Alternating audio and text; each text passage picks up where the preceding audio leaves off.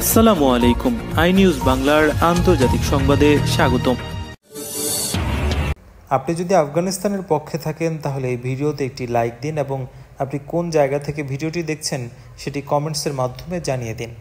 মধ্যপ্রাচ্যের দেশ সৌদি আরবে আবাসন, শ্রম, সীমান্ত সুরক্ষা আইনের লঙ্ঘন অভিযোগে এক সপ্তাহে 25,000-এর বেশি প্রবাসীকে গ্রেপ্তার করা হয়েছে। সৌদির স্বরাষ্ট্র মন্ত্রণালয়ের এক বিবৃতির বরাত দিয়ে খবর জানিয়েছে দেশটির রাষ্ট্রায়ত্ত বার্তা সংস্থা এসপিএ। এতে বলা হয়, গত 11 থেকে 17 সেপ্টেম্বর পর্যন্ত সৌদি আরবের বিভিন্ন প্রান্তে অভিযান চালিয়ে 25,533 জন প্রবাসীকে গ্রেপ্তার করা হয়। দেশজুড়ে ব্যাপক নিরাপত্তা অভিযানের অংশ হিসেবে তাদের গ্রেপ্তার করা হয়। দেশটির বিভিন্ন নিরাপত্তা বাহিনী এবং সরকারি সংস্থার যৌথ অভিযান চালিয়ে এই প্রবাসীদের গ্রেপ্তার করেছে। দেশটির কর্মকর্তারা বলছেন, গ্রেপ্তারকৃতদের মধ্যে আবাসন আইন লঙ্ঘনের ঘটনায় 12,958 জন, সীমান্ত নিরাপত্তা আইন লঙ্ঘনে 4,540, শ্রম আইন লঙ্ঘনের দায়ে 4,140 জন রয়েছেন। এছাড়া অবৈধভাবে সীমান্ত পেরিয়ে সৌদি আরবে প্রবেশের চেষ্টার সময় গ্রেপ্তার হয়েছেন 1,391।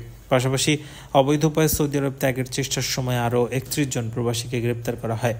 গ্রেপ্তারকৃতদের মধ্যে 54% ইয়েমেনি এবং 45% ইথিওপিয়ান নাগরিক, বাকিরা অন্যান্য দেশের নাগরিক। একই সময়ে আবাসন এবং কর্মবিধি লঙ্ঘনকারীদের পরিবহন এবং আশ্রয় দেওয়ায় সৌদিতে বসবাসরত 19 ব্যক্তিকেও গ্রেপ্তার করা হয়েছে। দেশটিতে বর্তমানে 32,149 জন প্রবাসীর বিরুদ্ধে আইনি পদক্ষেপ প্রক্রিয়াধীন। তাদের মধ্যে 29,265 পুরুষ এবং 2,884 নারী। গ্রেপ্তারকৃত প্রবাসীদের দেশে ফেরত পাঠানোর আগে ভ্রমণের প্রয়োজনীয় নথি সংগ্রহের তাদের নিজ নিজ কূটনৈতিক মিশন পাঠানো হয়েছে। এছাড়া 13,375 জনকে ইতোমধ্যে সৌদি আরব থেকে নিজ নিজ দেশে প্রত্যাবর্তন করা হয়।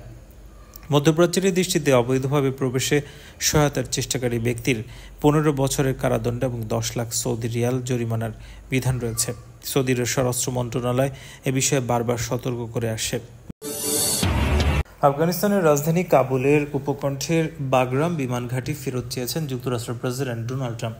2021 সালে তালেবানের যোদ্ধারা যখন কাবুল ঘিরে ফেলে তখন ঘাঁটি থেকে দ্রুত পালিয়ে যায় মার্কিন সেনারা।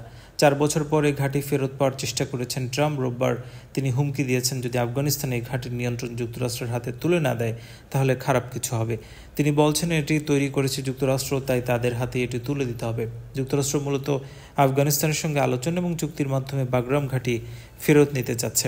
তবে আফগান প্রতিরক্ষা মন্ত্রণালয়ের চিফ অব স্টাফ ফাওসুদ্দিন ত্রিফাত জানিয়েছেন, কোনো চুক্তির বিনিময়ে আফগানিস্তানের 1 ইঞ্চি মাটিও দেওয়া হবে না। তিনি বলছেন, কিছু মানুষ রাজনৈতিক চুক্তির মাধ্যমে এই ঘাঁটি ফেরত নিতে চায়। কিছু মানুষ সম্প্রতি বলছে বাগরাম ঘাঁটি ফেরত নিতে তারা আফগানিস্তানের সঙ্গে আলোচনা শুরু করেছে। আফগানিস্তানের 1 ইঞ্চি মাটির বিনিময়ে কোনো চুক্তি সম্ভব নয়, আমরা এমন চুক্তি চাই না। পরে একটি আনুষ্ঠানিক বিবৃতিতে আফগান সরকার সতর্ক দিয়েছে, আফগানিস্তানের স্বাধীনতা এবং ভূখণ্ডের অখণ্ডতা সবচেয়ে বেশি গুরুত্বপূর্ণ। চীনের খুব কাছাকাছি হওয়া এই ঘাঁটি হারানোর ব্যাপারে আগে একাধিকবার হতাশা প্রকাশ করেছেন ট্রাম্প। তবে গত বৃহস্পতিবার প্রথমবারের মতো তিনি ঘাঁটি ফেরত দেওয়ার দাবি করেন। এরপরে নিয়ে ব্যাপক আলোচনা শুরু হয়। 2020 সালে তালেবানের সঙ্গে চুক্তি করেছিল তৎকালীন ট্রাম্প প্রশাসন। এরপর 2021 সালে জো বাইডেন প্রেসিডেন্ট থাকাকালীন মার্কিন সেনারা আফগানিস্তান ছেড়ে চলে যায়। ওই বছরের জুলাই আফগান যোদ্ধারা কাবুলের দিকে অগ্রসর হলে বিশৃঙ্খল পরিস্থিতি তৈরি হয়। তখন ঘাঁটি ছেড়ে পালিয়ে যান যুক্তরাষ্ট্রের সেনারা। ওই ঘাঁটি থেকে তারা চলে যাওয়ার পর আফগানিস্তানের সেনাবাহিনী ভেঙে পড়ে।